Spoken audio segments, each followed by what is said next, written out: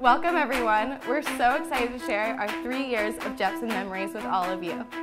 Jepson has been an extremely integral part of our lives, so I really suggest that you get your tissues out. And we're so excited to introduce the Jepson Class of 2014. Enjoy! I actually had no idea that Jepson would be the path that I would be taking here at Richmond. I'm also a Bonner Scholar, so we had to take Justice and Civil Society, so it made me come to Leadership Studies, and I just really felt like this is my passion, and I honestly felt like once I took that class that this was the thing that I knew would fuel me for the rest of my life. A lot of people, they search forever and ever trying to figure out what's that thing in life that really sparks them. And when I took Justice and Civil Society, I knew it was education, and I knew that I had to stay in Jepson. My older brother was a leadership studies major, and the funny thing is that I never even wanted to follow my brother to college. He grunted at me all through high school. He's 3 years older than I am. But then I came to Richmond to visit him, and I saw that my grunting older brother turned into a bright, articulate young man.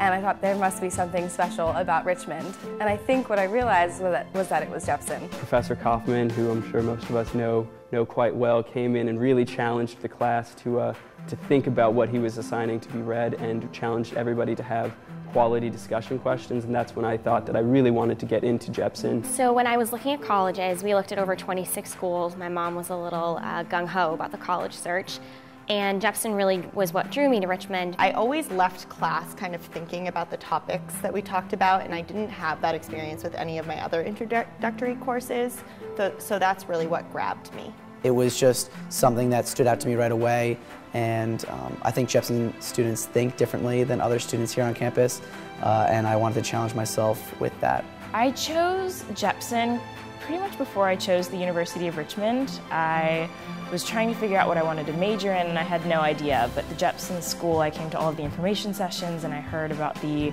critical thinking and problem-solving skills and how badly graduates needed those, and that really appealed to me. So I chose to major in leadership studies rather than narrowing into one discipline. I was able to do an interdisciplinary major and get a lot of great perspectives to help sculpt my education.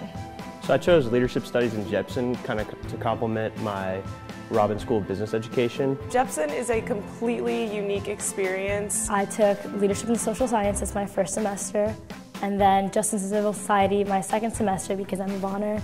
And there was just something about Jepson that stood up. I think there's something about a Jepson student that really stands out, and if you can put yourself in the classroom, I think you'll understand exactly what that level of engagement, that level of intellectual curiosity is. And I just love it, so that's why Jepson.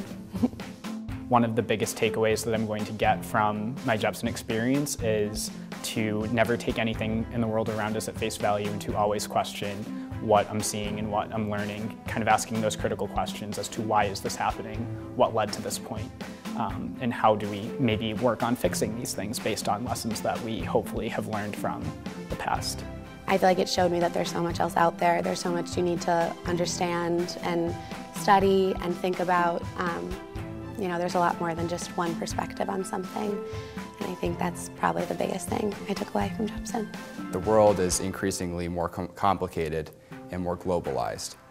So in order to come up with new solutions to these new issues, we need to think differently. So one of the most important things that you can do is just learn how to think. In terms of leadership studies, the lesson or idea that really stuck with me is that followers can actually be leaders. Most of the great leaders learned how to be followers, were mentored. The ones that turned out really badly, I mean, they still could be great in their talent, but not so great in what they ended up doing, were people who never learned to follow. They only learned to lead and do exactly what they wanted to do all the time without thinking about other people. A leader must be a servant first, a follower sometimes. Well, my favorite memory is a two-part experience. For sophomore year, I had critical thinking with Dr. Price, and after the semester we went to his house for dinner. It was an absolutely incredible experience being able to go into one of my professor's houses, meet his family. We had a great night, but then for my senior year, I had Dr. Price again, and we went back to his house for dinner. And as soon as I walk in, his wife actually not only remembered who I was, but remembered this story I told about my Twitter account from 2 years ago.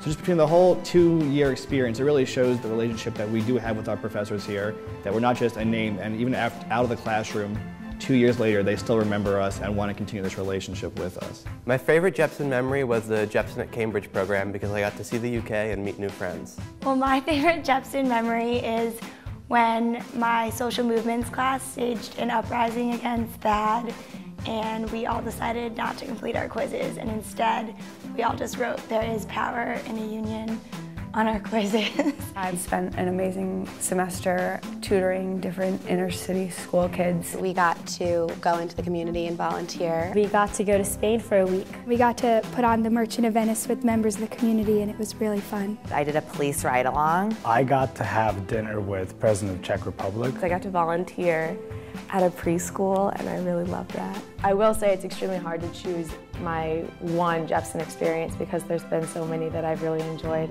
I interned at a World at School organization. Our main goal was working with Malala Yousafzai, which she was the 15-year-old girl shot in Pakistan last fall. And we worked with her and the UN, and we actually helped with her project with the UN this summer. She had a big speech with them and got to meet the head of the UN and everything, so it was very exciting. I traveled all the way to just outside of Bomet, Kenya, which is very rural, about 4 hours from Nairobi, and worked with a mission hospital there called Tenwick. I interned at Translation Advertising Agency in New York City this past summer, and I worked directly under the social strategy and partnerships and distribution team. I worked with clients such as Bud Light, McDonald's, and State Farm, and it was a really wonderful experience, especially going into the advertising industry not as an advertising major, and so many of the other interns around me were. And it was really wonderful to have actually an advantage over the advertising majors just based on my leadership experience here in Jepson, knowing what it takes to emerge as a leader in the group, and it worked out really well for me. I was the lead presenter in the final product to the senior management of the company. So I completed an internship with a nonprofit organization in Eugene, Oregon called Volunteers in Medicine. So I interned in Burbank, California with the Disney ABC television group, and I got to help out with the photo shoots there. My first internship started off in South Africa. I worked at a lion conservation program. I interned this last summer with the Greater Richmond Chamber of Commerce in the leadership department. I was able to intern with IMG, specifically the IMG Academy in Bradenton, Florida. I was a Burris Fellow with the Jepson School here at the University of Richmond, and something that I got to do with that is that I was able to fund my unpaid internship, which could either be in the arts or it could be something that was educational based. And I was actually working at the Biggs Museum of American Art in Dover, Delaware. I interned at the Bank of New York Mellon in New York City. So I was lucky enough to receive a scholarship from Jepson to go intern in Seattle with the mayor of Seattle. So after my freshman year, I interned at Global Giving, which is an online nonprofit platform. Well, my internship was pretty much surrounded at all times by leaders and leadership. I worked at the White House last summer. I was privileged enough to receive the Jepson Summer Research Fellowship Grant, and I got to work with Dr. Hoyt. It was a great experience. I wanted to research and compare Indian women in the U.S. to Caucasian American women in the U.S. and their views of women issues such as rape, abortion, and contraception. I thought it was an extremely important thing to look into just because these women issues have proven to be extremely important in U.S. politics today. And the Indian American population is growing tremendously. I'm studying the responsibilities of medical doctors, and I'm talking about the profit motive in medicine. I'm working with Dr. Chula this semester, and I'm writing on dangerous leadership, looking through the lens of the Dominic Strauss-Kahn scandal, looking at leadership effectiveness, narcissistic leadership, the relationship between power and vice, and power and the abuse of power in certain organizations. My research is on the current education reform dialogue. I am going to critique it and give my own suggestions for where I think it needs to go. And I'm working on my social justice concentration thesis, and it's on the educational achievements of African American males and their vulnerability to social and economic changes. I'm going to be studying the history of the liberal arts tradition through education and looking at specifically how that can and should inform modern leadership studies programs.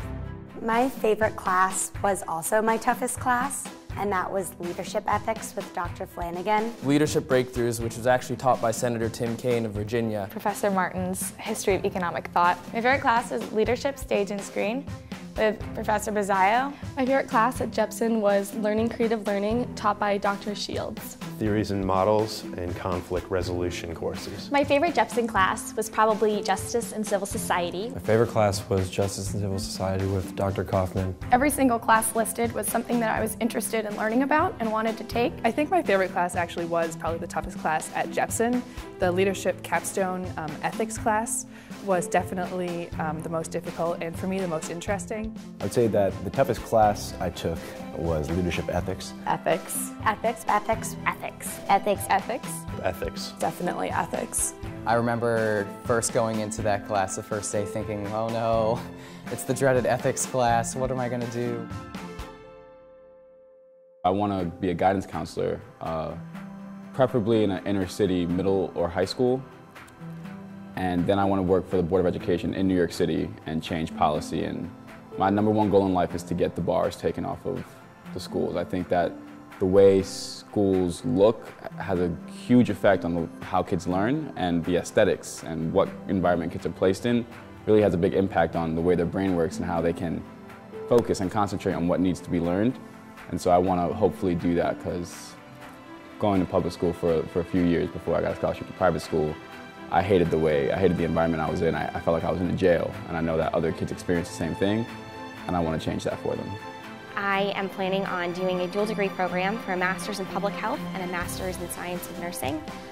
So hopefully I'll be a community nurse practitioner when I graduate. After graduation, I'll be doing Teach for America, and I'll be placed in the Miami-Dade Corps. I'm going to be working for Capital One. I want to play basketball overseas professionally for a couple years, and then after go into a sports marketing company. And even though that isn't necessarily a leadership kind of job, I feel like leadership can be applied to any sort of job that you work. I'm currently employed with Deloitte Consulting in their Federal Strategy and Operations practice in DC. My internship actually ended with me landing a full-time offer from Dow Jones, so I will be moving to New York City after graduation and starting to work there. My plans for after graduation are currently to attend VCU, Virginia Commonwealth University, in the fall to pursue a Master's of Social Work. I plan on volunteering abroad in Peace Corps. I want to be a lawyer, so next year I'll be heading off to law school. Going into the Army, I think leadership studies will be, I think I'll use it every single day. As a platoon leader, hopefully as I climb through the ranks,